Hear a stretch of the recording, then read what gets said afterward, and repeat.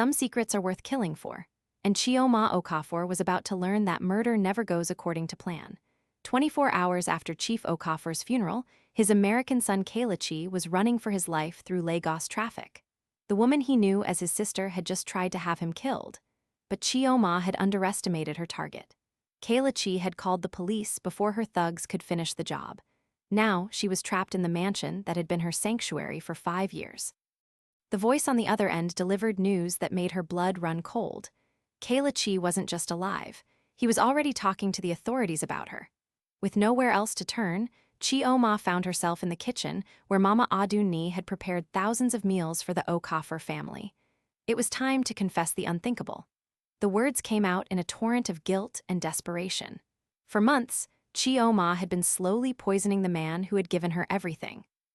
She had replaced his heart medication with something far more deadly. But what Chioma didn't know was that her confession had just saved both their lives, because Kelechi was hiding an even deadlier secret. Kelechi had been tracking his father's health from America through medical reports.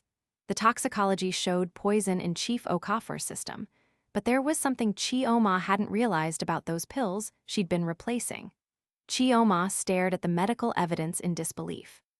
If someone else was already poisoning Chief Okafor, then her own attempts had been pointless. But who else wanted the billionaire dead? That's when Kelechi revealed the truth that would change everything. He hadn't come to Nigeria just to claim his inheritance. He had come to finish what he started from America. In that moment, two would-be killers realized they needed each other.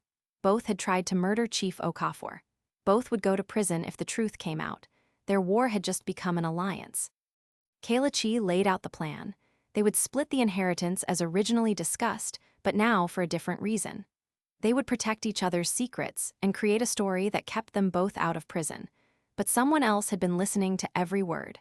Mama Aduni had heard both confessions from the kitchen doorway, and she had been recording everything on her phone. For 20 minutes, Mama Aduni had captured every detail of their confessions. Both admissions of murder, their alliance, their plan to cover it up. Evidence that would destroy them both. With trembling hands, Mama Aduni dialed a number she had memorized years ago. She had served the Okafor family faithfully for decades, but her loyalty had limits. Chief Okafor deserved justice, even in death.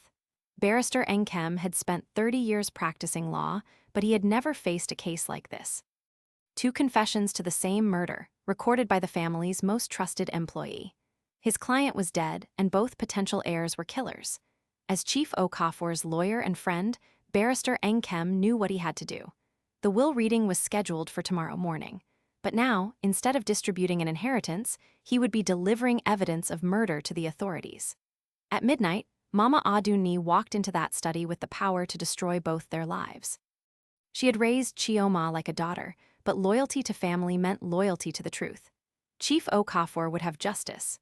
In that moment, Chioma and Kelechi understood that their murderous alliance had been built on a foundation of lies.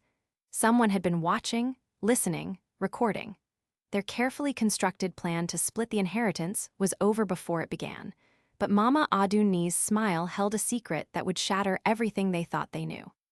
She had been in the Okafor house for 20 years, and she had seen things that would destroy more than just Chioma and Kelechi. Then Mama Aduni's phone buzzed with a message from the one person she never expected. Next time, you'll discover who's been pulling all the strings from the very beginning. Comment if you think you know who the real killer is.